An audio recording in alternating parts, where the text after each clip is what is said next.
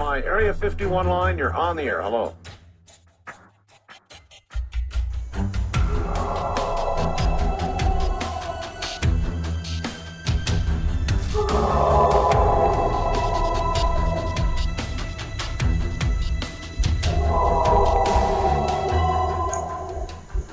Welcome to the Blondes and Booze Paranormal Podcast, where what you've known as reality will be shattered by the truth.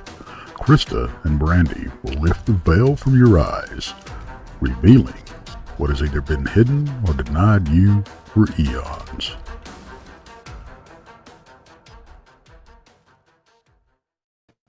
Hey, happy Thursday. Happy Thursday. The way you make it sound, we should say happy freaking Thursday. Happy freaking Thursday. Absolutely. Absolutely. You know, I was just sitting here and, you know, I was going to get up and, you know, put up my hat on for the show, of course. And then they're like, oh, yeah, we're going to have some more storms and da-da-da-da-da. You know, nothing big, nothing like we've had, you know. And I'm like, oh, crap. So I had to go down over and batten down the hatches and, you know, all that kind of good stuff. I'm like, I am so tired of this. Yes. I hear you.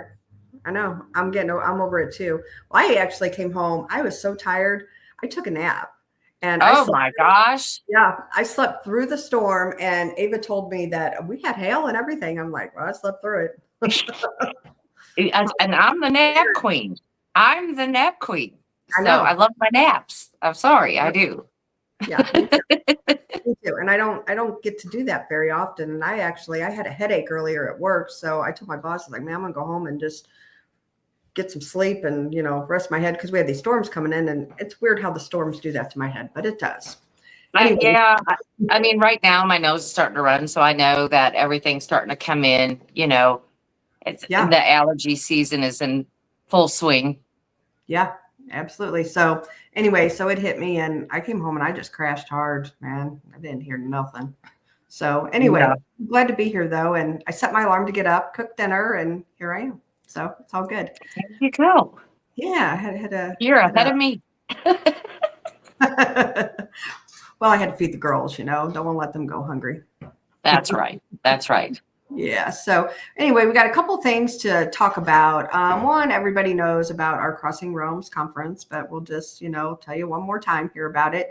We have Josh Hurd, Heather Mosier, Will Lunsford, Lady Ann Celine, Ron Murphy, Dr. Dean Bertram, Greg Ogles, Frankie Campbellata, Dan Klein, Sir Brian Bowden, Miguel Ramirez, Martin Groves, and then we have special guests Ken Gerhard, Dana Stricker, Brent Thomas, Ryan Edwards, Mike Familiant, Chris Garitano, Linda Eastburn, David Glidden, Danielle Stedman, Donny Cho, and Dale Boswell. And it is being put on by us, Island of Misfits.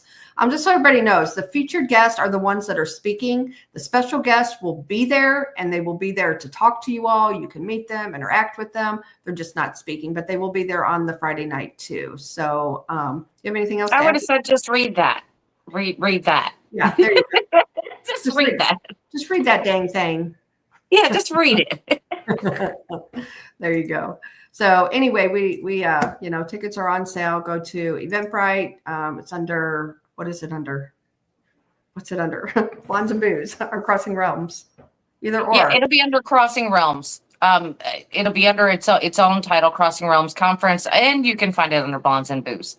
Yes. So and also two places on Eventbrite you can find it, which is no big deal. And then if you don't know, we've got it plastered everywhere, everyone. We've got a link. You can go right to it. Don't even have to look for it. Yeah, just go to our Facebook Blondes and Booze group, and we have it, you know, pinned there too. So and then Mr. Gary Spikes kindly posts it for us every chat, so it is there also. Yep.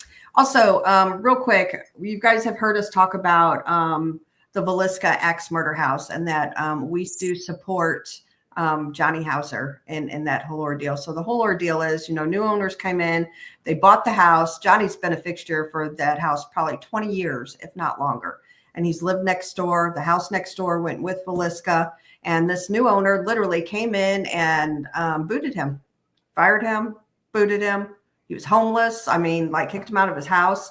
It's single dad. So the paranormal community has really come together to help him. And so our team, Haunted Soulz, is also doing our part. We are doing a couple of events. The one for the Ray County Museum, and then I believe the one we're doing in Emmaus Village in Marthasville, Missouri. Those two events that Haunted Souls is holding, I think Ray County is May 10th, I believe. And then I'm not sure exactly the date for Emmaus, but it's in June.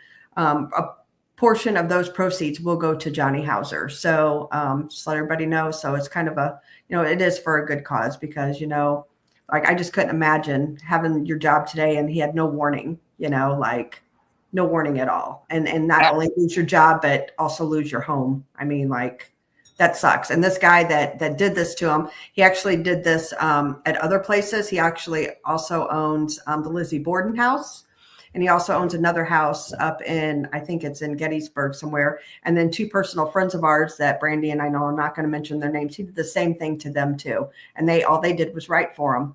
So, and very well-known authors. So guys, the guy's a jerk, and so we definitely don't support Villisca Axe Murder House at all anymore. So yeah, I think he owns something down in Louisiana too, and I'm not sure which one that one is. There's a house down there that he owns too. So we are definitely not supporting anything that he is pursuing. Yep, absolutely, JoJo. She says that guy's a bully. He absolutely is. And he came in, he bought it last year, and told Johnny, gave him health insurance, the whole 9 yards is going to be great. And then here they are, So that's what he did to him. So it's just really, really crappy. And being a single dad, and he's lived in that house like the whole freaking time, the whole time he's lived in the house, and it was the face of the Villisca. Nobody knows that place or loves that place more than that man. And I don't care what anybody says, argue with me, but that's the truth. Mm-hmm. Yep. Absolutely. So anyway, there's a quick question I'm going to answer real quick, and then we're going to get on with the show here. Lil Patty said, is the Eagleton Civic Center and the Richmond Civic Center the same building? Yes, ma'am, it is. And it is the building. So if you've ever been to the Ray County Museum, it's the building, same parking lot, just down the hill from it. You can't miss it. It's right there. It's all connected. The fairgrounds, all that is right there. So yes, it's just two different names, but it is a civic center and they call it the Eagleton. Yeah. Same building. So anyway, are you ready for the show, Brandy? I'm ready. I'm ready. I am too. So I'm going to go ahead and bring up Wayne and Michelle. Hey guys. Hi. Hello. How are y'all? Good. How are you? We are wonderful. We are so glad that you guys could come and join us tonight. We actually don't do a whole lot of UFO shows just because I don't know a whole lot of UFO people, to get on the show. So I was pretty excited about this. I know you were speaking my language when you said that you came home from work and took a nap. I did. I slept good too, man. I crashed hard. But my problem is I go to sleep fine. It's staying asleep. So I was up at 3:00 this morning for no reason. Yeah.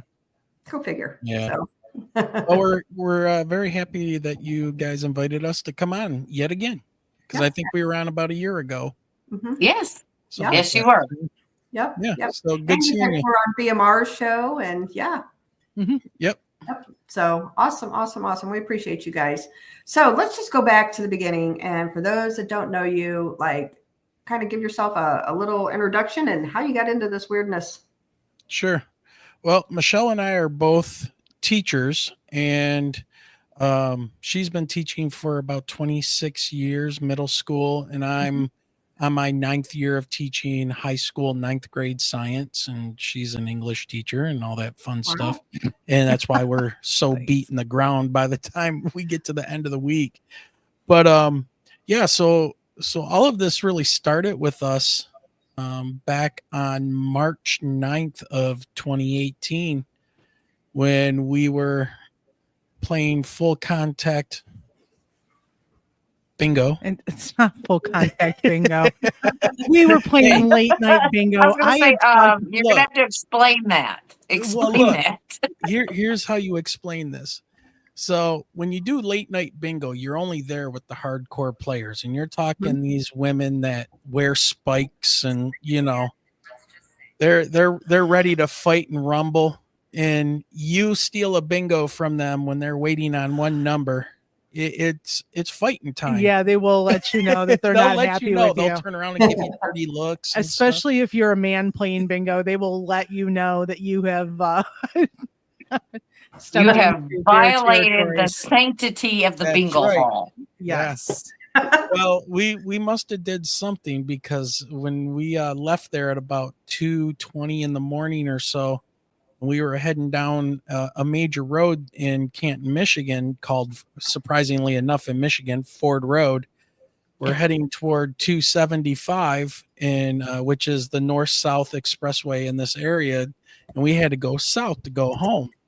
And at that point, we turn onto Ford Road and we're heading down. We had maybe about 2.5, 3 miles to go to get to the expressway, but it's just a straight run. And as we're driving down, we go about a mile, and then we see these 3 bright lights, like over, like slowly moving over the road where we need to get on the expressway. And I looked at Michelle and I was like, "You see those lights?" And she's like, "Yes, I see those lights." I said, "I think that's an airliner, and it's way off from Detroit Metro, which is about 20 miles to the south of us."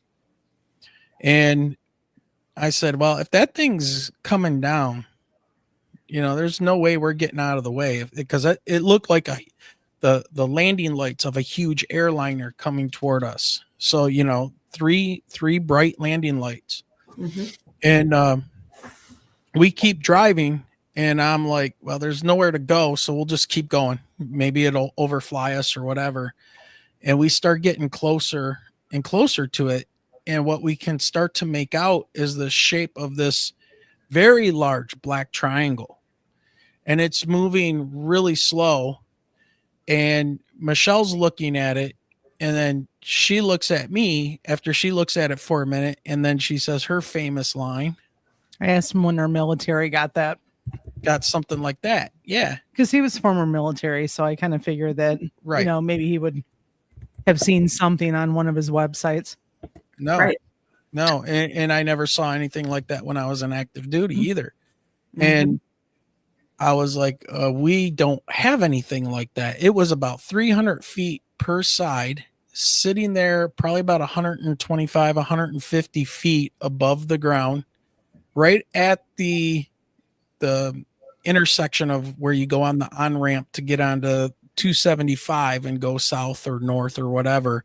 So we had to get really close to this thing. And as we got closer, I'm looking at the lights, and I'm also, you couldn't stare at them very long. They're extremely bright, but I'm looking on the ground to see if I can see, because it was March. So, there was still some snow on the ground. It was cold and all that.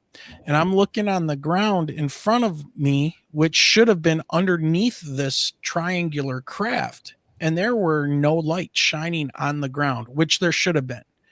They were brighter than spotlights, and it was so low that those lights should have been lighting up the ground underneath us. She's hanging out the window going, "It's not making any sound," and just, trying to look at it and stuff. And I'm like, "That's great." I look up and I see that I can't really make out the body of it. I can tell the shape, but the body looked like it was, like a heat mirage is the only way I can explain it. It was like very wavery.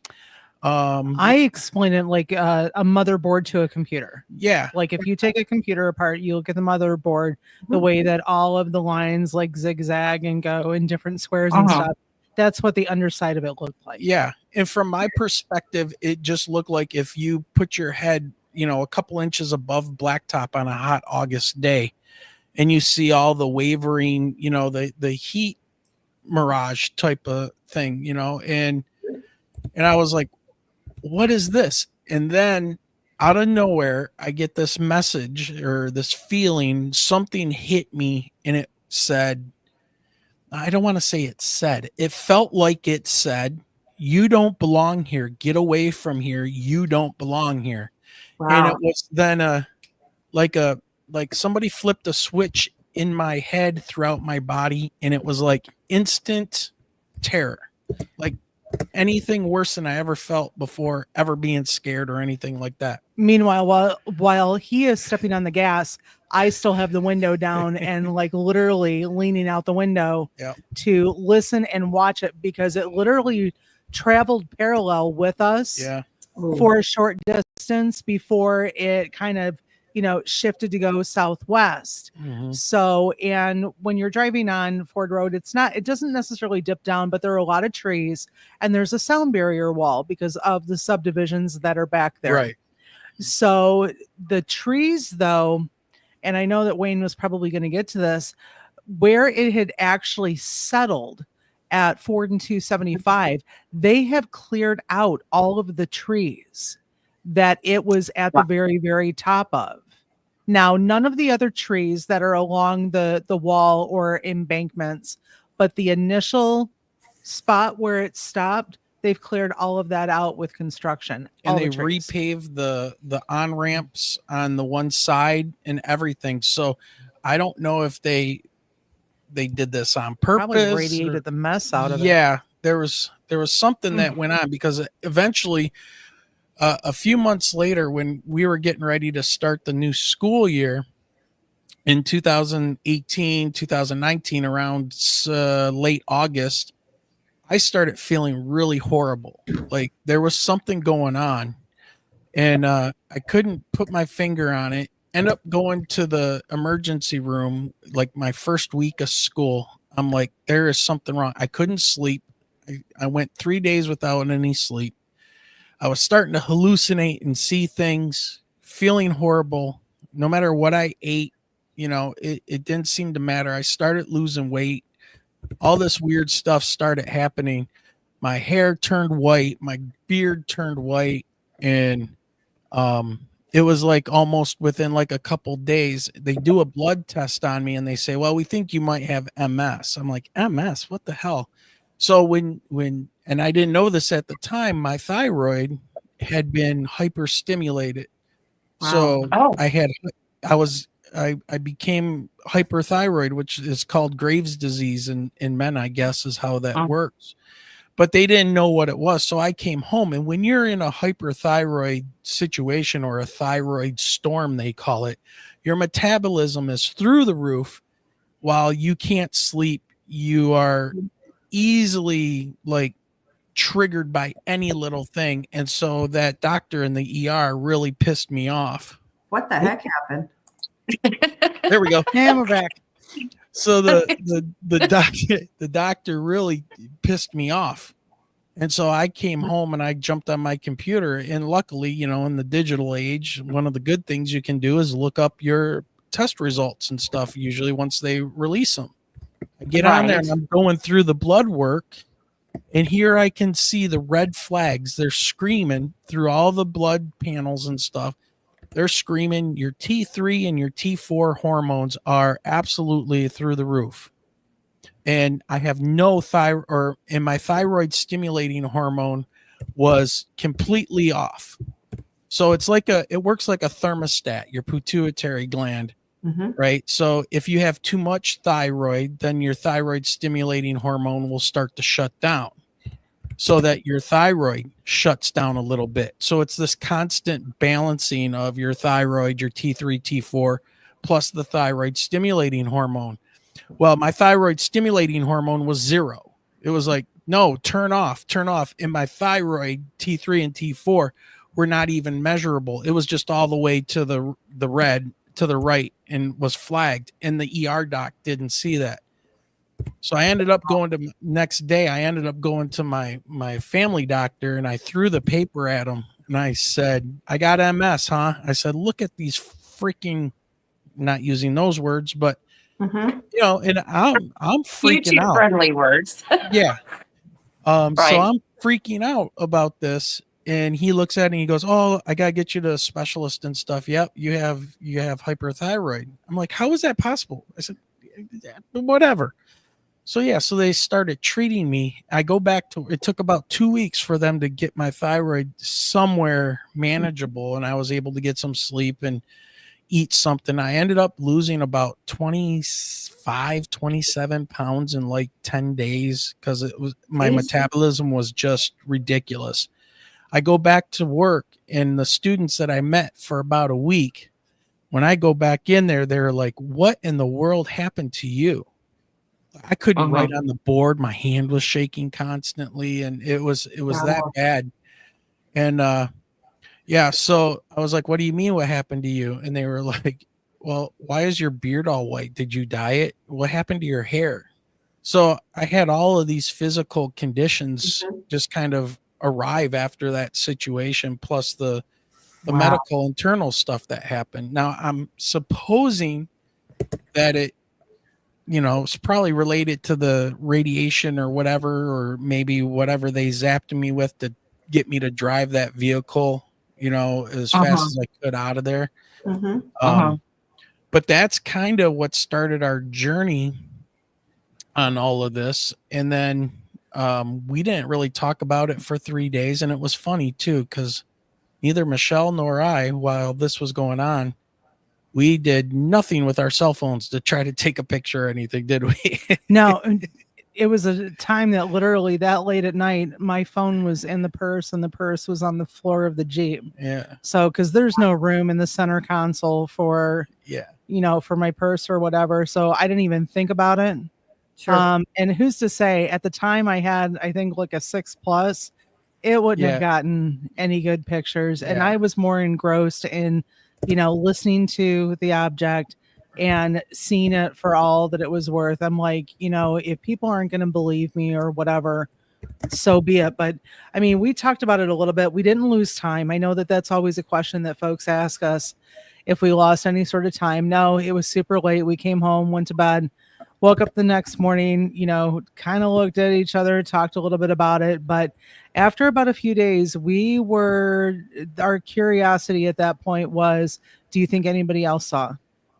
So that's when, we created a Facebook group. I think initially it was public because we really were trying to find anyone in the Canton area at Ford and 275. Ended up having to make the group, private after a little bit of time. Yeah, they had to ask to join. And it wasn't until 2021 when we started the actual podcast. We went all through, COVID and everything, and we were watching a lot of other podcasts, and we're like, and we're getting all those stories that started coming in, all those experiences that people were having, not just from here in Michigan. We started getting things and people joining the group from all over. And our group grew to like 3,000, 4,000 members within like a couple years, with no advertising, no talking about, just people inviting other people and them sharing their story. Sure. And it kind of took us by surprise. And like the UFO thing, it was like we started digging into it a little bit. And I kind of looked at her and was like, do you want to maybe start a podcast, look into this stuff and talk about it?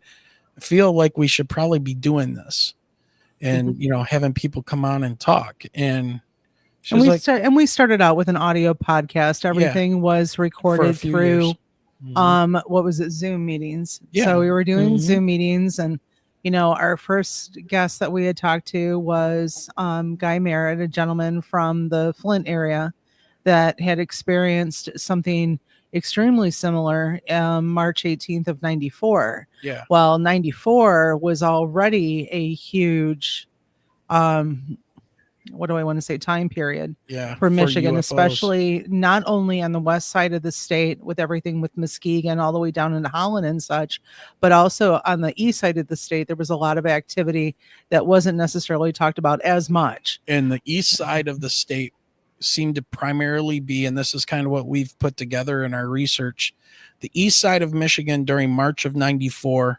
March, April, May timeframe seemed to go more triangular crafts were reported. Even fighter jets were seen going after one of these triangular craft near the Port Huron area. And that was a guest that we had on who's not recently, but he has passed away at this point now.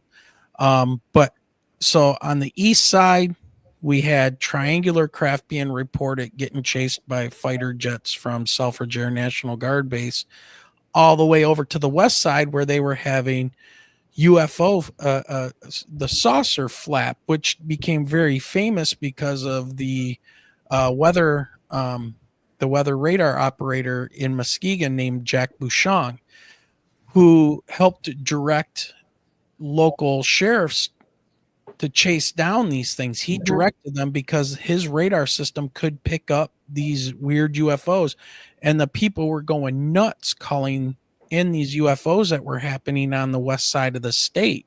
They're like, who are these things? Why are they zooming so close to our house? You know, eventually became a unsolved mysteries show on Netflix, and it's one of the episodes, I think it's in the very first season of Unsolved Mysteries on Netflix, called Something in the Sky. And so, you know, they were more the saucer shaped lights and orbs and things like that, all on the west side doing weird things and people reporting them. But the east side is the triangular side where it didn't get reported or talked about much. So Wow. yeah. Oh, I can remember now. I left Michigan around the Flint area. I left there in late of 1988, I believe. And I do remember hearing experiences and different stories about different accounts of people seeing these flying objects. I personally had never seen any, so I was just kind of like, okay, yeah, okay. You know, I just kind of, you know, being young, you're just like, oh, I don't believe in that stuff.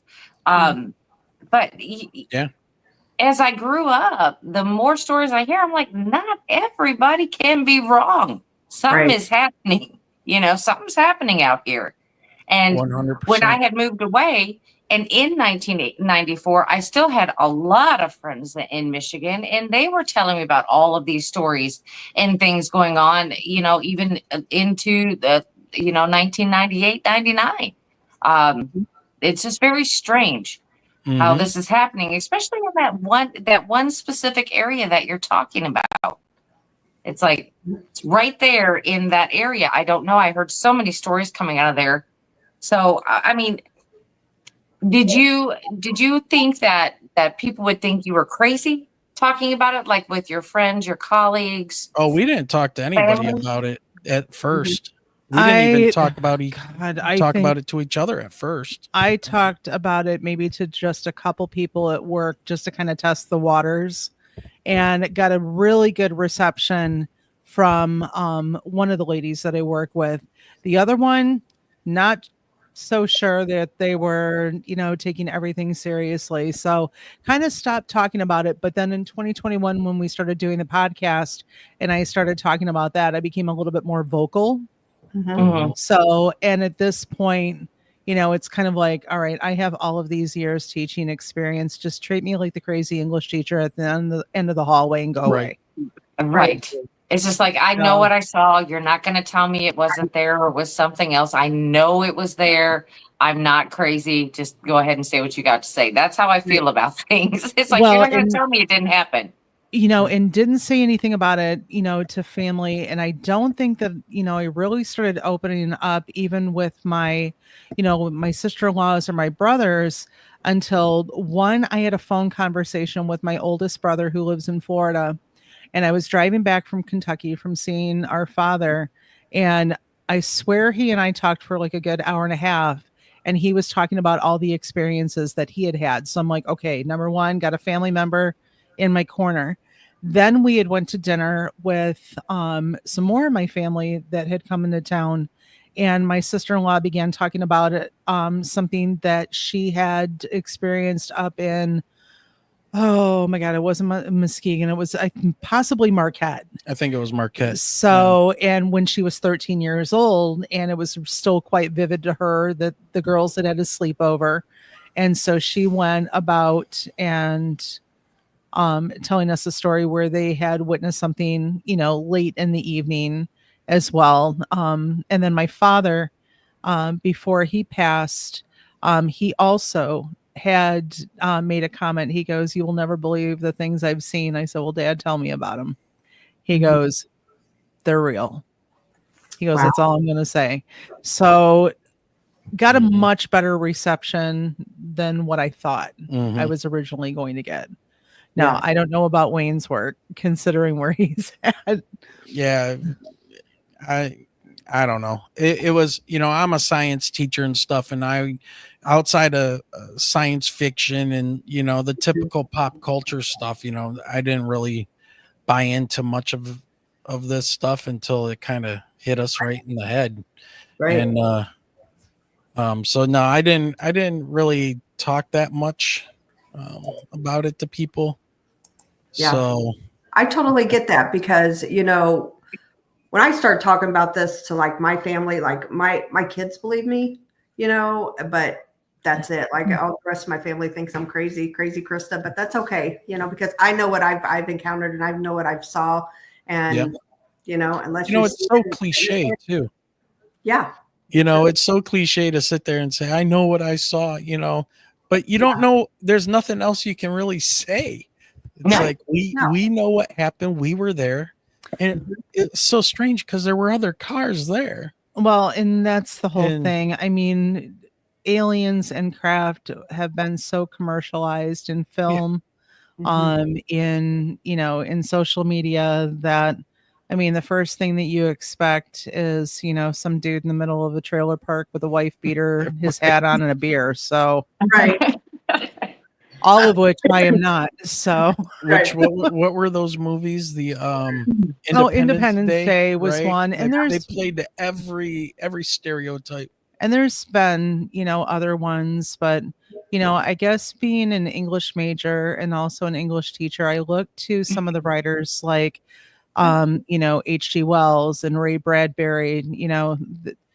Writers write from what they know, what they've experienced, or what they've read or seen about. So who's to say that they didn't experience something as well in their writings? Yeah, absolutely. And you said that there were other cars that were with you when you were driving. Yeah. They were on the road with you.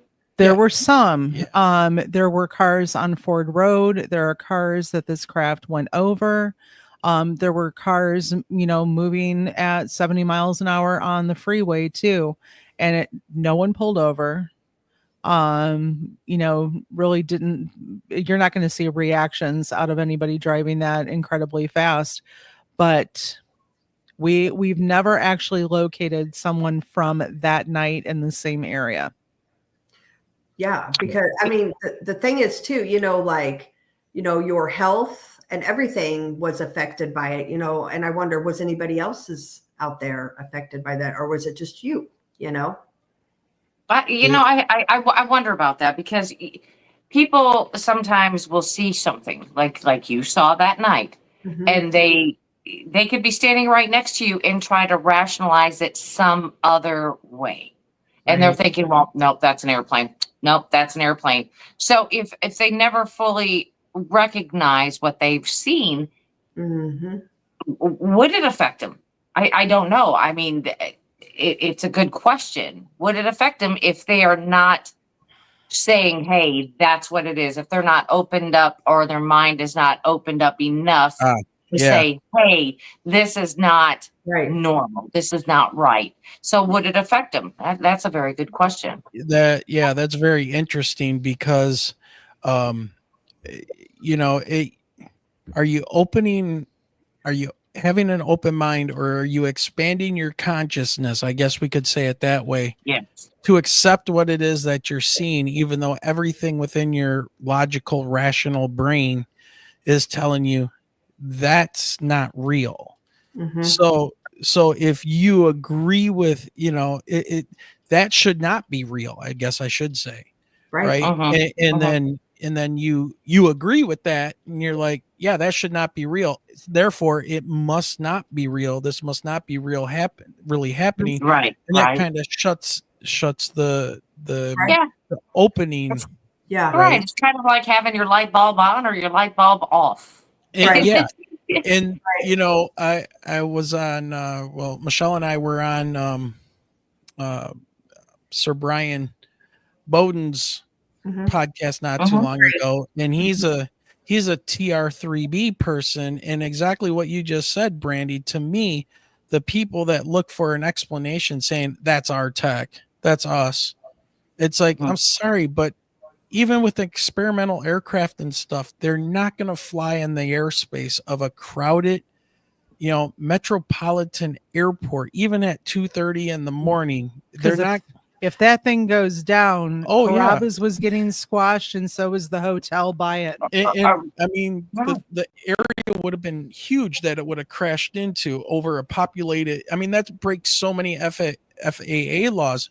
But I think that the people that want this not to necessarily be true rationalize it to say, well, that's our tech. Now, I'm not saying that our government doesn't have some of this stuff. They're trying to replicate it. They're trying to imitate what they're seeing in the sky. Because if these scientists and stuff, these military people are seeing what these craft are doing and can report with some precision back to their commanders, and that goes to R&D and DARPA and all these things, then they know that it must be possible in some way to be able to do these types of things with these types of craft that look this way. So they start following the path, and it's like breadcrumbs, right?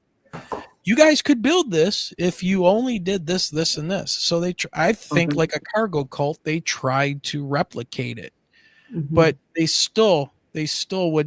still be out in the desert. And these triangles and stuff, especially the triangles, have been reported for hundreds of years before we even had flight and stuff. So there be? That just brings me back to the point of, the powers that be have been saying these are weather balloons, or they have some other something to say about it. Exactly. And they've said it for so many years, decades, that people believe it. Yeah. And I think that may be part of what happened that night with you two. It's like you both are there, you see it, it's happening, but then everybody else just does not even recognize what's happening. Right. They're just oblivious to what's going on. I mean, I'm sorry, but even if I were there and didn't believe in aliens, I'd be like, those lights are really close.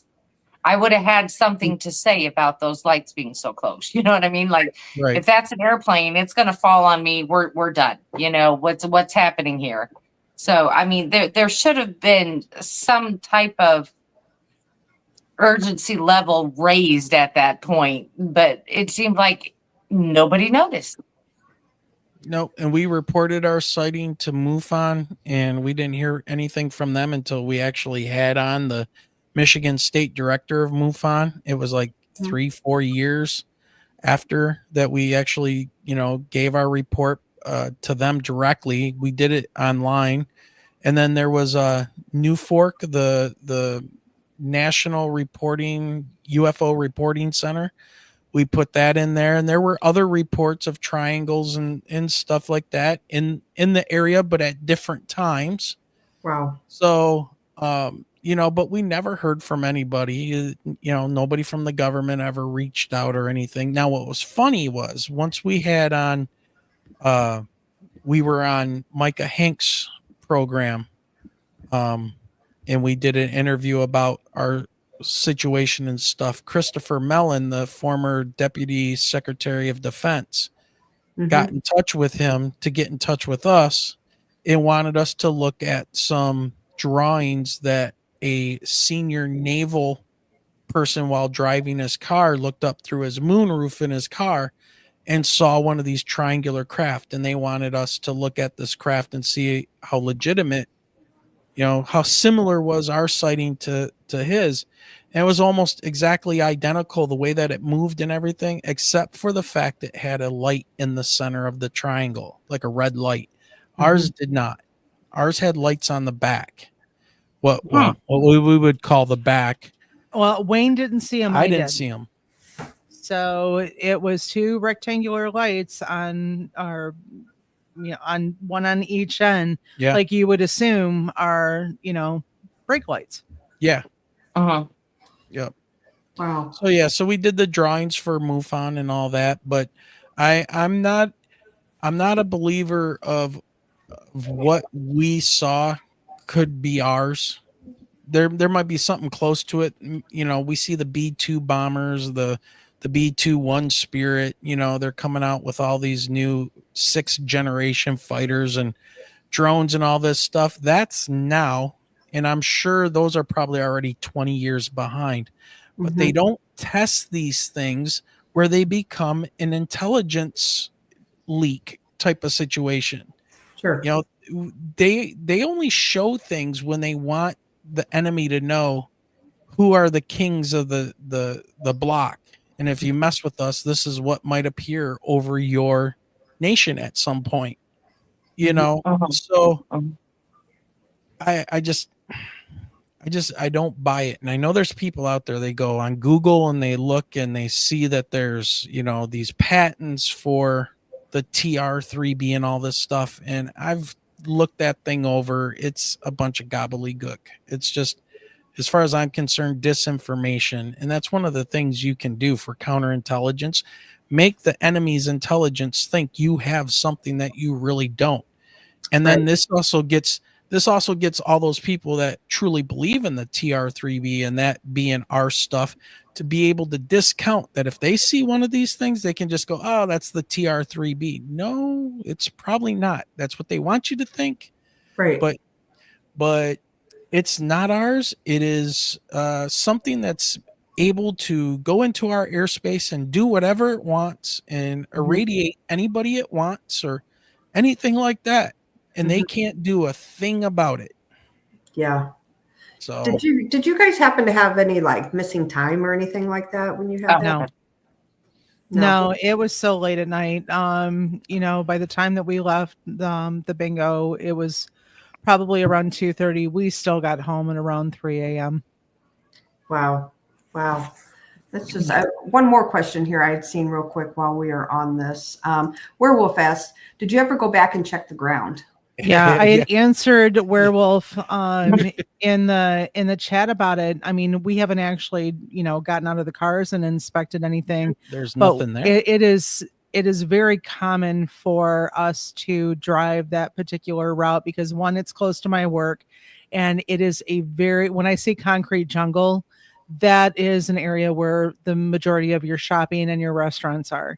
So we have traveled that area quite frequently. And what we have noticed is that the trees where it initially stopped and hovered for a period of time, they have completely cleared out all of the trees.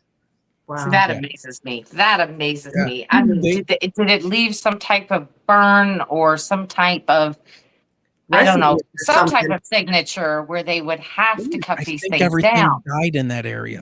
It could have died. I think everything died. I know that the trees like around the hotel and the restaurant are the very low trees that are lower to the ground and are just there for decoration, nothing that's been around for a long period of time. The older trees that were much taller, those are the ones that they had completely cleared out. Wow. Because this thing was right at the treetop. Yeah. So super close. That's, I don't know. I think it sounds like to me, and, you know, I could just be speculating because, you know, we don't know, but it just sounds kind of wonky to me. I feel like there's some sort of residue or something left, you know? Well, you would think that it would come up with some type of readings, whether it be radiation or something else. Even if it's low level, you would think that something would come up, something. Well, I think they just eliminated it all. Not only did they get rid of the trees and stuff, they dug up that whole area and relaid all of the concrete and everything. They made brand new on-ramps for that area. So they came in and scooped everything out. Everything's gone. Yeah, that's what I mean. They just cleared it. Yeah. So there's your UFO retrieval team, right? I mean, they just call in and bring in guys that are working construction and tell them to build a new and better on-ramp and clear everything out. It's okay. And they do the job. So wow, that's pretty crazy. Yeah, but that's what led us on this crazy ride of having, you know, starting a show, and then eventually in 2023-ish we started doing live streaming instead of doing the audio podcast, and then we just take our live stream and throw it up as an audio file and put it out there with very few little edits here and there. But yeah, so that's where we made the switch. But yeah, we've talked to Terry Lovelace, there was Guy Merritt, we had Lieutenant Colonel oh my god, what's his name, from Space Force, the one who just got in Trump's administration. Matt Lohmeyer was on because he talked all about Space Force, and he came on the show and talked about the founding of Space Force and, you know, kind of what their mission is without talking about the UFOs, but talking about them, you know, in a very top secret way. Yeah, you know, Sounds normal, he couldn't tell us where some of these very high powered telescopes and stuff are pointing to, but some of them may not be pointing to space, you know, kind of things. And yeah, so yeah, just we've had some really great guests and cryptids, and found out Michelle is one hell of a remote viewer. She's got her little abilities thanks to Brian. So well, you know, I was going to ask about that. I mean, before you had this encounter, did you have any other type of experience, whether it be paranormal, cryptid, or anything else that you would just call weird? I had not. Wayne has. I have, and it was more with the paranormal realm. So it was one was going into Eloise illegally when we were kids, ages and ages ago, and we snuck in there, and we were down in these tunnels that led from building to building, a big, you know, asylum area that was abandoned and stuff. And we're in these tunnels. We had no flashlights or anything, so we're just using lighters, and we're trying to get to the main building because we, you know, and we did get there. We found that there was like a huge swimming pool there that had just been totally destroyed by people going in there.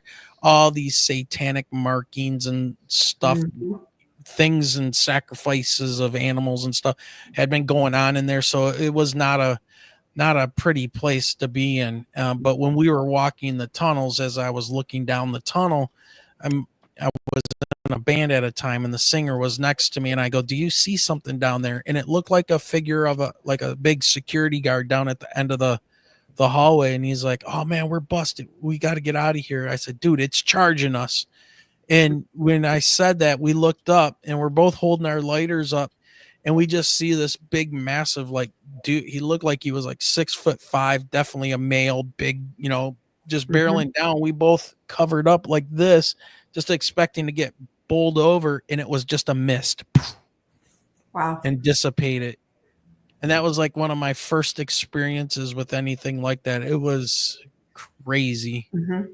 It was crazy. So and I used to do the tunnels all the time because he actually lived quite a ways away from where this place was. I grew up actually it was in my hometown. So as teenagers, we used to always go down there because number one, it was off limits. Number two, they had, you know, gated up, or so they thought.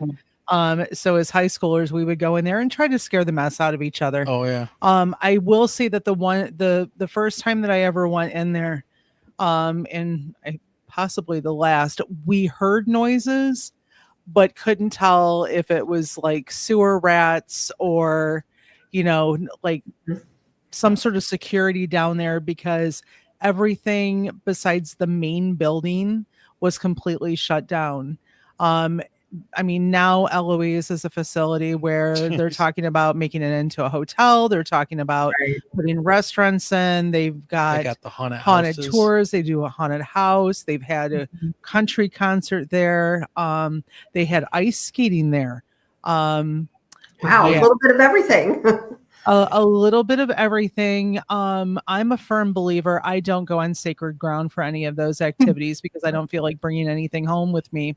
I know that I have a student that has his mother works for it. So, you know, and a great kid. And I remember at Christmas time, he goes, He goes, I could get you free passes. And I said, honey, I said, I so appreciate, the thought there. I said, but you do remember what I do every Sunday night when I talk about paranormal and UFOs.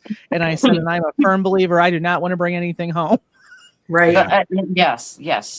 And I've always wondered about that because, with everything that's going on and we hear about Eloise and in the other places in Michigan, but have we thought about like all of these factories that shut down, like AC Delco and all of those and what those buildings may be holding, because they were open for years and years and years, and all the, just imagine the emotions going through that place. I mean, that for me would be like an number one place to investigate.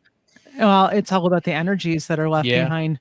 Yeah. Oh my gosh, What's in that ground? Yeah, my grandmother worked at AC Delco. I'm just like, that has been years and years and years ago. And and I know that, downtown Flint and all of that is pretty much vacant. Well, we know why. It is just an unhealthy area. We'll just go with that. It's just an unhealthy area. Collapsed. Yeah. Right. And, but just imagine all of that, just all tied up into what happened when that place used to be a booming area. From there all the way down to Detroit used to be booming. It was all about the automobile industry and oh my goodness. I mean, I think that if there was a place to investigate, if I could, I would do those, honestly. Yeah. Well, I'm a firm believer that, Michigan and actually the whole planet is a giant, I don't want to say machine, but it definitely absorbs energy of, high emotional areas. So when you pack these people into cities and you cover the areas, here in Southeast Michigan, I mean, you're talking probably 100 miles in all directions, except, going across Lake Erie and the Detroit River and stuff into Ontario and things like that. But even still, it's just all concrete and buildings and people and tons of emotional energy and people dying, people being born.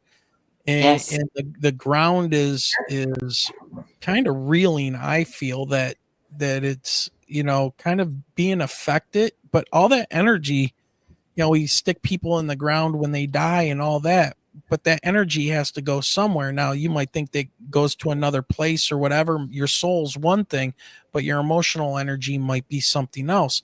And if you have a large amount of some type of quartz crystal, or like here in Detroit, we've got salt mines that are absolutely huge, and it could absorb that energy. Yeah. And, put it on a loop or who knows, open portals to other, nowadays I don't discount anything, even as a earth and space scientist and a science teacher, I don't rule out anything anymore. It's like, it's possible. I would like to run the experiments, just like you said, Brandy. I would love to run experiments and see if we can make them repeatable and catch something and all that stuff. But, this stuff you can't necessarily apply the scientific method to because you can't repeat it. And some person might observe something completely different than what the person, that you standing right next to him might, which, also made me think about maybe Michelle and I, when we saw that triangle, and the reason nobody else saw it at the same time, even though there were some other cars there, even at 2:30 in the morning, well, they're probably distracted and all that. Sure. But somebody else should have saw it and reported it. But if Michelle and I had seen that thing at a different time, so I have this little time hypothesis that I've been playing with. If Michelle and I saw it instead of on March 9th, let's say it was March 1st when we went to bingo the week before, let's say, and we saw that, and for whatever reason, it was wiped from our heads. Who knows? Maybe an effect of the craft or whatever, but it was there and we did see it. We don't remember it. Right. Now, fast forward to the 9th when we're driving home. We're in the same spot and stuff. Now the replay happens for both of us. Mhm. And I think that might be how we have people that can be standing out on a dock. One person sees a flying saucer or UFO of some type, and the person right next to him go, I don't see anything. That's because the person standing next to him already saw it. It's just playing back in his head from that spot right there, like massive deja vu. It's like Memory recall like is a basically, recall type of thing, yeah. right? And Yeah. you will Had to do this to me tonight, really? well, I've been working on this for a while. Like it's the only explanation that I can think of is like if these craft are able to um, manipulate gravity to travel, then that means that they are manipulating space time. Time and gravity are related.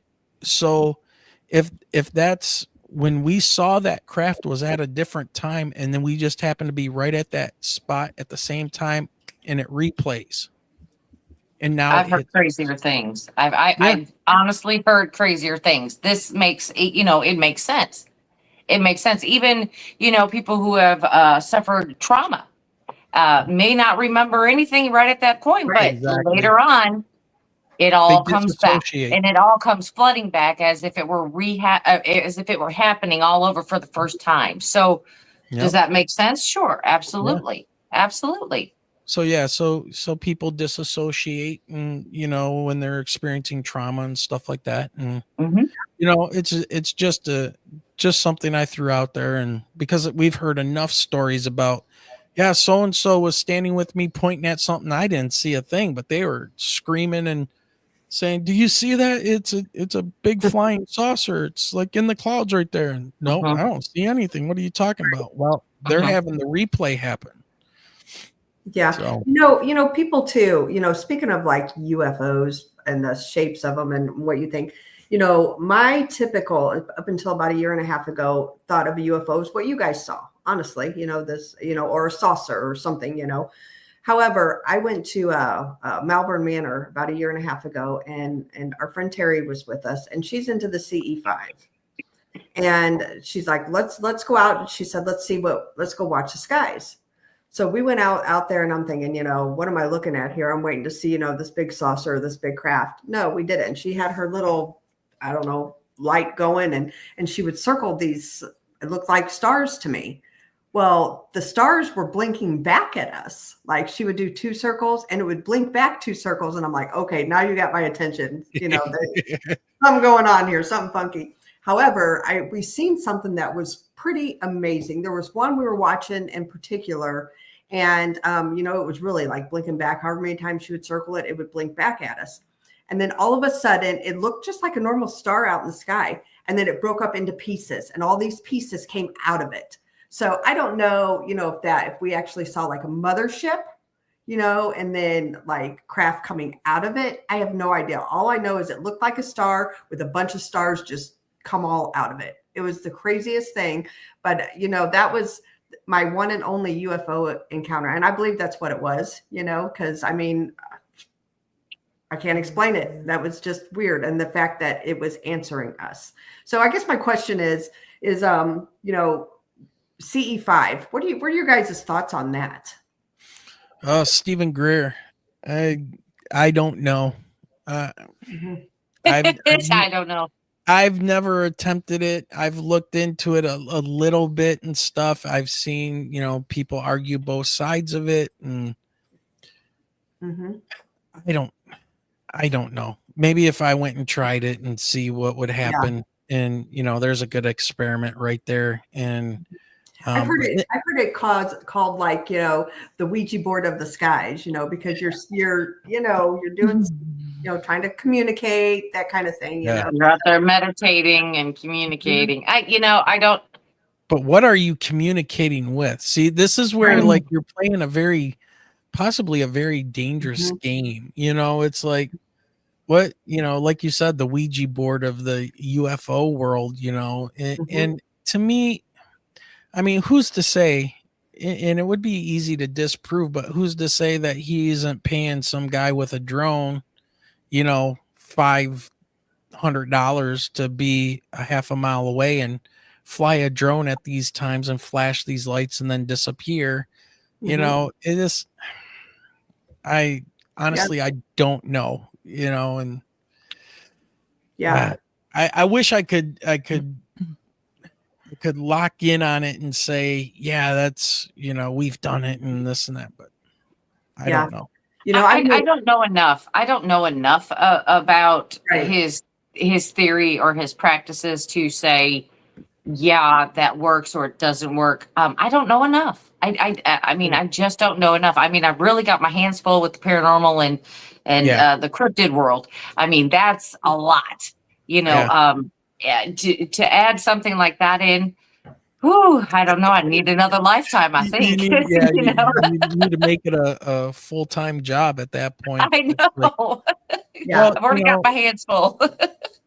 Yeah, I just, I've seen some of the pictures that he's shown and said that, this was a alien or some type of being that showed up during one of these things and stuff. And when I looked at it, and I am colorblind, so I don't see very many colors at all. It helped me in the military quite a bit. But I look at it and I go, man, you're really stretching. That's like pareidolia 100%. I just, I don't know. I think there's more to the stories of people that don't try to do these things. And like when you start digging into like, Jet Propulsion Laboratories, JPL or Jack Parsons, right? Working with Aleister Crowley to, summon something to get downloads to build the next rockets. Thanks, Gary. I appreciate that. Thank you. So it's like, again, I'd rather entertain those ideas than somebody that says, hey, give me a bunch of money. Let's sit around in the circle and try to meditate and call these things in. Now, one person who freaks me out a little bit is, Bledsoe, right? With his stuff. And when you have, now see, here's the litmus test, right? When you have people that are investigators for the UAP task force and all of these other types of people from the government that show up and want to have him demonstrate and talk to the UFOs of God or whatever he calls them, when they show up there, but nobody shows up for Greer. Right. It's kind of like something's there. Something not right with him. Yeah. Yeah. Where's the there kind of a thing, right? So where they go, I go kind of a thing. It's like, okay, they're taking this a little bit seriously. So I saw the question about whether or not we had heard about the Stephen Greer and the Phoenix Lights. He did not cause the Phoenix Lights. No. That was like in the 90s, early 90s. Yeah, well, that's been a story creeping up on Reddit and stuff, saying that he caused it. What was it, by flares, that he like paid somebody to drop flares? Oh, geez. Well, that was the worst flare drop ever. I was going to say, and then what was it? There was like meditation involved. That's definitely stretching it. And you want to talk to here's Lynn the thing, Petai and that's why that. people look at folks who have experienced something, odd in the skies and kind of raise an eyebrow. And it's because of stuff like that. Right. I'm still not going to discount Greer completely. You Sure, might be on something. Phoenix Lights? No, not the Phoenix Lights, but I'm talking about like season 5. Right. Because maybe you're in a group with somebody who might have some certain, abilities that they don't even know they have or whatever. You get enough teenage girls in a room, I'm going to guarantee you're going to end up with a poltergeist of some type, and it's their energy. You know what I mean? Is it through like electrical energy? With for like the poltergeist?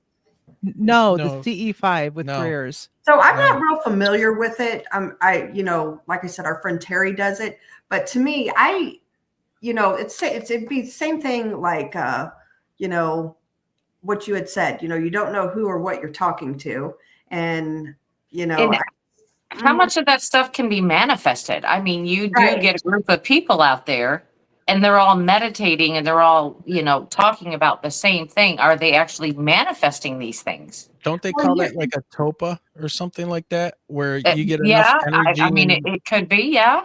I mean, like the clowns. Remember the clowns that were going on and people were freaking out years ago about clown sightings? Everybody Yes. hates clowns, right? Yes, I remember that. But- yeah. I'm not a But fan. that was I'm like- not a fan of clowns. Yeah, no, I have a phobia of clowns. I can't stand them because Big face. I understand a little bit about where the face paint and stuff comes from. It's corpse paint. And they're trying to be corpses and trying to be funny to scare off evil or good spirits. I don't know, but I just know that like that's not for me. But Well, you know, mentioned, it's yeah. gonna And I say, see you JoJo in chat puts a clown face. Two things that Wayne hates: kangaroos and clowns. Oh, I can't stand kangaroos. well, you mentioned that. You mentioned like a bunch of teenage girls, and that's another thing Yeah. too. Getting on that CE5 thing, like kids play with Ouija boards and they get in trouble. I mean, it brings things in. And same thing with the CE5. What about these kids getting out there and doing something like that? Could Yep. open up doors. I've made it known to everybody. Give me a ghost, a demonic entity, a dog man, any day. I don't want to meet an alien. I'm sorry, I don't. I don't have control there. I can't run. I Right. don't want to be abducted. I don't want none of that. So that Well- personally is not for me, not CE5. But you get like these kids out there that think they're having fun. What kind of doors are Yeah. they opening to themselves? I mean, Yeah, the only well- thing I can think of is with the dog man, it'd be like a quick passing. If there'd be Yeah. no time at all, boom, you're up. You're just gone. There'd be nothing, you're just done. Right. I just don't want to be taken up and poked and prodded. I'm like, and- yeah, I don't want to be tortured. Right. And also too, it's like you're doing these things and you don't know what the ground is that you're on. You don't know what's might be under 12 feet under the soil, or Right. what kind of bedrock's there, what kind of crystals are embedded in this rock, and all this Absolutely. stuff. You start focusing this psychic, quote unquote, and maybe there's a ley line very close by. Mhm. Some type of That too. energy, electromagnetic field line going by, or it's shifting a little bit or something. And then you have all these people sitting there going, yeah, we want to talk to the UFO or whatever. And then they open up some type of a portal and Right. something might come out that says, oh, sure, Mhm. I'm an alien. Right. Let me follow you home. Right. And then you've got some kind of interdimensional being possibly Mhm. that is, showing up and, Yeah. turning feel your like- crucifixes upside down in your house or whatever, And see, I feel like with ghosts, excuse me, I'm educated enough and have studied and done paranormal things over the years enough that I can handle that. An alien coming in my house or something, I have no control. I don't control that, so I just want no part of that. Yeah. Mhm. Yeah, that just no thanks. Yeah. And if you are talking about like aliens and things like that, I mean, I'm assuming that if they're technology based, that might be the closest thing we would have in relationship to them. They would be so advanced that if they're able to get to here by whatever way they get here, super space travel, dimensional portals, wormholes, or whatever. But if they can do that, they're probably so far like removed from us that everything that they would think or do or share with us would be so alien we wouldn't even have we wouldn't have much of anything probably in common with them. They could be a silicon based entity versus we're a carbon based one, and they could just see us as possibly food or nothing at all. Ants, some type of bacteria on a planet running around, Mhm. and so why are they here? What are they doing and stuff? We put the human mind to it. But Right. when we heard the story from Jack Bouchon and on Unsolved Mysteries about the 94 UFO thing going on in Lake Michigan, there were people reporting who were doing winter camping on the beach of Lake Michigan. Some people here are really silly. I mean, they'll camp out in the snow, Yep. on Lake Michigan, but they saw these UFOs all gather around an area over Lake Michigan that did not have ice on it. It wasn't frozen over, and they were drawing the water up 1,000 or 2,000 feet into the air, into the craft. Wow. So you're like, make it make sense. What are they pulling it up for coolant for their reactor? Well, that's what a human craft would probably do, but how do we know what they're doing with this? So, it's stuff like that we got to be kind of careful where we place ourselves in the hierarchy when it comes to this kind of stuff, and we probably don't even come close to being anywhere on it. Yeah. Right. So I got a question for both of you. Sure. Based on what you've learned so far since you had your experience, your encounter, do you think that aliens are coming from other worlds, outer space, or do you think that they are from perhaps inner Earth or under our oceans, or where do you think they're coming from? Michelle, you want to go first on this? Oh God, I'm kind of torn. I could possibly believe that they're interdimensional, that there are different dimensions. Mm-hmm. I'm also a huge advocate for the water. So because of how many crafts have been sighted over water, coming from water, drawing water from natural resources, and the fact that, what is it? Is it 80% of our oceans has not been 95. Yeah. That has not been explored or mapped or anything. Yeah. I think if it's some type of if it's truly some type of an alien being, they've probably been here for a while. And they could easily hide in the ocean and never run into anything human for 1,000 years. We don't realize, because our technology makes the world seem very small, but we just don't realize how large and how deep these oceans, what the volume of space that's taken up by those oceans. We have no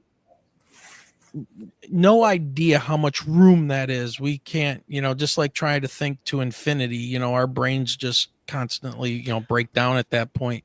Well, and then we have the fact that, our galaxy is only so big. Who's to say all the other, galaxies out there, space is vast. Yeah. And it's old as far as we can tell. Space is pretty old. We think the universe has been around for about 15 billion years. And if you want to know a freaky stat, something you can do, walk outside at night, hold your thumb up and look at your thumbnail up in the sky. And when you look at your thumbnail, if you could project that thumbnail throughout the universe toward wherever the Big Bang happened, you just saw 10,000 galaxies in that little 1 by 1 centimeter area. And James Webb is finding, that satellite's finding all kinds of things. So, God only knows what might be out there and what came before us and what came, and has left the universe and how far they got. And, it's not, actually, it seems almost kind of dumb to think that there's no other life out there anymore with all the stuff I personally think the whole universe is alive. I think this whole thing, the planet, the other planets, all of this stuff is some type of a huge living organism of some type. And, and we're just a little part of this whole, the whole thing. And it's all about energy. It's about consciousness. It's, but these things here, I mean, they could be leftovers. They could be here forever. They could be what started religion and what's been written about all this time and how we perceive it versus what they really are. If they have technology to go in and out of different dimensions and travel. I mean, if you guys want to hear something really that'll blow your mind, our planet Earth, right? To have one day be 24 hours and the size that Earth is, it needs to make one rotation, and that's 24 hours. To do that, if you were standing on the equator, you are moving at 1,000 miles per hour. Okay, that's how fast this planet's spinning. You have no idea, right? You Mhm. just know the sun rises in the east and sets in the west and everything's lovely. But what you need to think about too is the earth is going around a star 93 million miles away. And to cover the distance of going around that star one time in 365 days, the planet's moving at 67,000 miles per hour through Wow. space.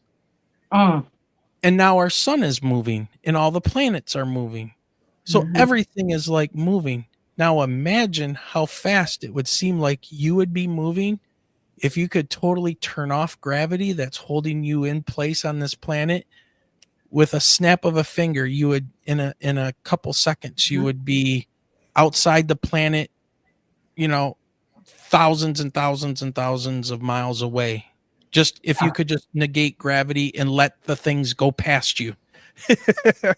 Right. So, when these UFOs are zipping around and going through portals and stuff, what they might be doing is just turning off the effects of gravity on their ship and letting you go right past them. See ya. Yeah. And it looks like they're zipping away. Yeah. Honestly, I never thought about that. That makes sense, though. Yeah. Yeah. Does anybody feel dizzy now? Anyone? Exactly. Well, and two, I blow my students' minds with this a lot when we talk about like atmospheric pressure and things. Mhm. It's like you do realize you have almost 15 pounds over every square inch of your body. Do you feel it? No. No. Well, we evolved in it, but our bodies are mainly fluid and we are round. We have slopes on our bodies and things like that help spread that pressure around. But if you go into outer space and you don't have the pressure of the gas pushing you down, you basically boil off. All your fluids will boil off, right? You will turn to, all the fluids in your body turn to gas Right. because it's not the liquids are not being compressed to stay together anymore. So you boil blood out of your eyes and all that stuff. But Interesting. it's crazy. That's why they have to wear pressurized suits. That's what I'm going to tell myself every time I get on the scale now. It's just the pressure. Yeah, Yeah. it is. It's just I have a sugar It's problem. the pressure. Yeah. yeah, it's just the pressure. No, it's really not me. It's just the pressure. Yeah, I don't think that'll work, but I'll try. There's just so much stuff in like our natural world that if some other type of creature or being or whatever found a way to tweak the system just a little bit, we would think they were gods, that they Yeah. would be able to do stuff and Mhm. move in an instant and all that. And they're probably thinking, no, I just flip the switch and turn gravity off for a second and let you guys zip right past. Yeah. Yeah. Mm. Absolutely. I got there's a quick question here I want to ask. Absolutely. Mickey G asked here, and she says, what is your view of the Betty and Barney Hill stories? Ooh, we had their niece on. Their niece. Yeah. We interviewed her. I think it's legit. Yeah.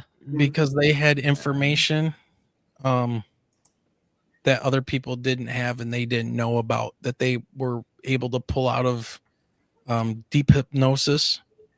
Yeah. And I think it was Betty who was drawing the star maps and stuff.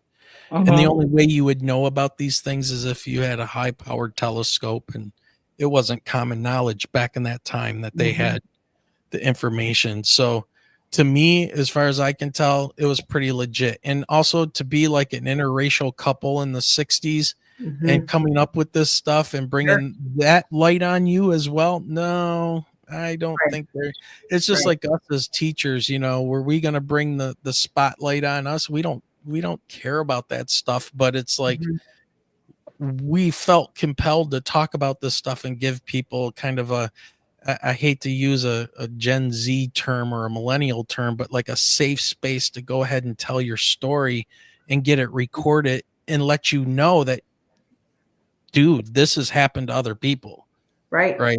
Other people have seen this stuff. Other people have been abducted. They've disassociated. They've had these encounters. They've encountered Dogman.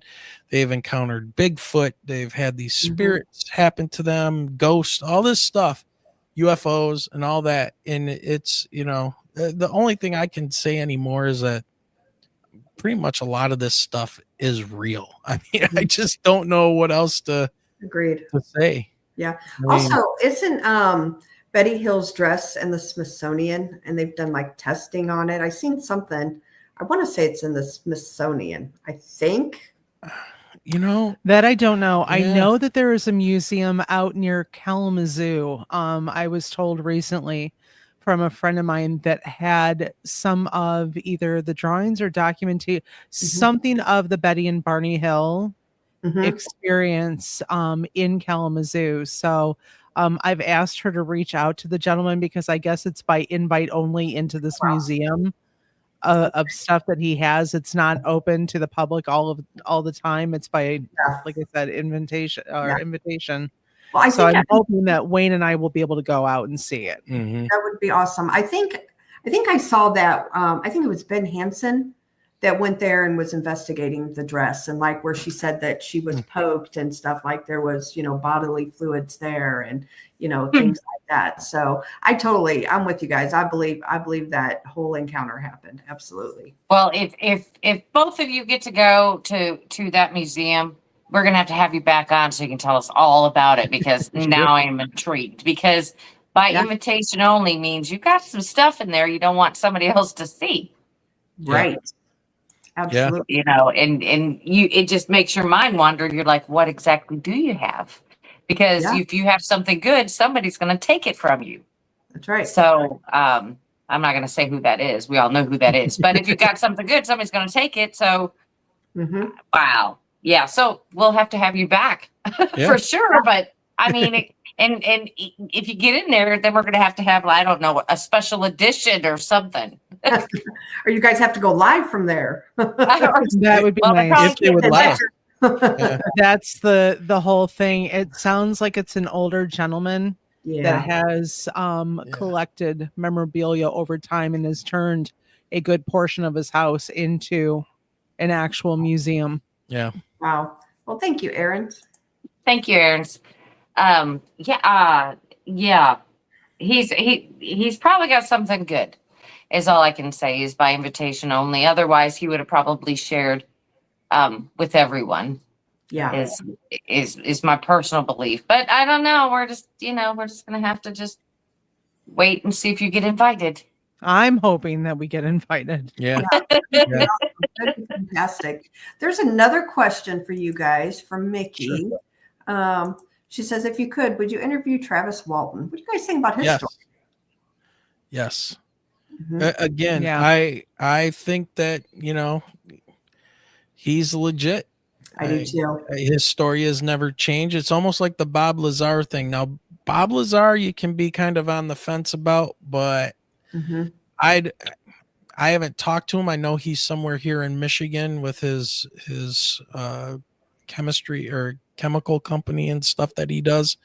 But yeah, Travis Walton, I think that's a legit thing. Now, have I dug into it a bunch? No, but I know the story well enough, and I've heard him say it quite a few times, and he just doesn't seem like he's, again, why He's adamant.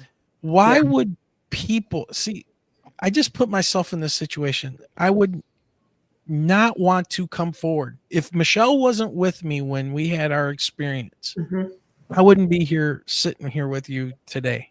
Right. I wouldn't want to say anything about it. Mhm. And I definitely think that Michelle wouldn't want to say anything about it. Other than cuss somebody out, maybe. But possibility. a possibility, right? But but it was like, okay, we saw this together. What do you think about this? There's this urge, there's something, we need to talk to people about this and see what other people saw and stuff. And that's kind of where we started. But we don't want the spotlight on us. We're freaking educators. She has a master's degree. I have a bachelor's in science. I mean, I'm a earth and space scientist. I deal with facts and figures and the last thing I would stuff. want is my job jeopardized. Yeah. I'm close to retirement. Or just the ridicule. Some of the students I deal with and things like that are highly religious. They don't think about this kind of stuff. And then I got other students who are like all into it, and their religion completely agrees with all this stuff, except, these are the jinn, and these are, Right. their religion focuses more on the esoteric, demonic, but these things are here. They are real. Be careful where you dump your garbage outside, because you might, make one of them angry, and then you're going to have issues. Right. And then, the pendulum swings back and forth, but And I've got students and their parents that actually watch our show. That's So, Mhm. and here, and we'll hear comments on, Yeah. Mondays or whatever. Like, I Mhm. can't believe that that you said this or that, or that you gave me a shout out, or yeah, silly stuff like that. yeah. But this is not sitting there and coming forward with these I'm not going to say stories. I'm going to say experiences. Mhm. Mhm. It's not normal for Yeah. people to do that to themselves and open themselves up to ridicule. Now, I Right. know there's narcissistic people. They want that attention and stuff, but you can usually tell who those people are pretty quickly. And, Mhm. you go, okay. I mean, But- we're relatively really quiet people, other Yeah. than, we have a very small group of friends, Yeah. not a whole lot of family, in Michigan. Yeah. We're always wondering if we'll even remain in Michigan once we retire from education. That's still up in the air. Yeah. So, Right. Yeah. Right. Well, I got a secret for you. Don't worry, aliens are everywhere. yeah. Well, and what's funny is at one point we were talking about going out west to like southern Nevada, and I'm like, oh, we would really see a lot there. Yeah, just set out a lawn chair and just watch. Yeah. Yeah. Wow. Wow. Well, good deal. On the Travis Walton story, as you said, there were so many witnesses, and I just can't believe that it's not true. Like, because if he did like disappear on purpose, say, and he's going to let his friends take a blame for, possibly his disappearance or, whatever, because they were looking like he's a missing person. What'd you do to him? Yeah. Type thing. And so, I don't know. I do believe that actually happened, but I don't know where he went during those, what was it, 3 days or something like that? Yeah. It was like 3 or 4 days, and what were they? They were lumberjacks, right? They were working in the woods, and yeah. Now, what's funny is I've heard all talk about that, trying to rationalize things, right? I heard people try to connect this as a big stunt because his company was financially in trouble. And then it was, one of the guys came forward or something and said, oh, no, this didn't happen, yada, yada. And it's like, again, people will look for what their biases tells them to look for, right? Mhm. You want to find the bad in everything of this thing, you will find the bad, and now the algorithms and stuff help us with all that and make sure they feed you the same, the AI, is going to serve you the same material that you are looking for. It will give you what you're looking for. It will serve you, right? So, politics is a perfect example of that. Well, look at the aerial school, the one student. Oh yeah. That all of a sudden you've got everybody's story is in sync, and then during one of the latest documentaries or whatever that they did about the aerial school children, that you had the one that was saying, nope, never happened. Wow. Yeah. Totally, just we were coached. Yeah. Yeah. Right. But then you have the teachers and everything, and you had the one very famous psychiatrist from Harvard go out there and question them. And yeah, Right. I'm Well, sorry.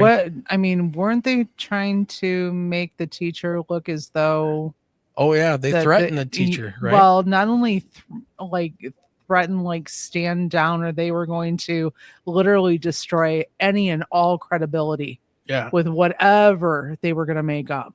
Yep. So Yeah. Wow. Yeah. Pretty crazy. Well, I appreciate you guys coming on, man. This has been really fun. And this hour and a half flew by. Seriously. It did. I actually have more stuff. I'm going to have to have you guys back because I have more stuff wrote down here that we didn't even get to. Sure. We didn't even scratch the surface. No. Yeah. So, and honestly, I'd keep going, but we don't like to step on a friend's toes. And Monica Rawlins, her show comes on here shortly. So Yeah, she Sounds comes good. on at 10 p.m. Central. So make sure you turn into Our Paranormal World with Monica Rawlins. Mhm. Yeah, she'll be in a half hour.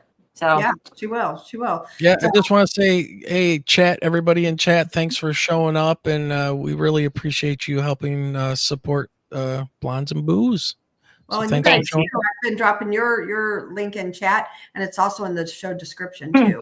Yep. So make sure you go by, subscribe, hit that notification button for them, and give them some love.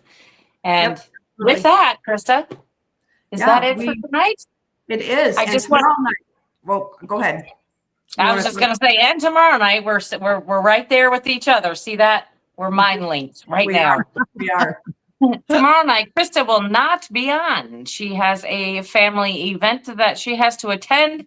She will not be there, and I will be flying in late tomorrow night.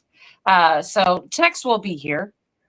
So don't miss out on that. Tune in at 7 p.m. And Central. Jason McLean also will be in. And yes, and Jason. And I'm gonna crash the party. Good. Yeah. Good I'm gonna deal. crash them as soon as I get home from work. I'm crashing their party. I don't even care. So tomorrow night it's about we have a guest, a dogman over in Sweden. So be interesting. Yeah, this should be interesting. Yep, for sure, for sure. So once again, we appreciate everybody tuning in to us, and thank you both, Michelle and Wayne, for coming in. Seriously, we truly appreciate Thank you so much. I've had so much fun. ladies. Thank you. Yep, thank you. And we will see everybody tomorrow night. You guys all have a good night.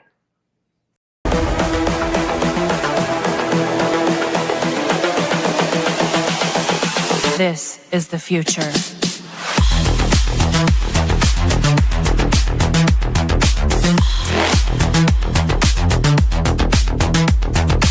Evolution. The Crossing Realms Conference launches September 19th and 20th and will dock in Richmond, Missouri. This is already being called the event of the year, folks. With an unprecedented list of speakers and special guests, 2 days of cryptids, UFOs, and paranormal presentations, along with a celebrity-filled ghost hunt, meet and greet, gallery reading, vendors, and a film screening. This promises to be both educational and fun. Go to Eventbrite.com to secure your tickets and vendor slots before they are all abducted. They're going fast.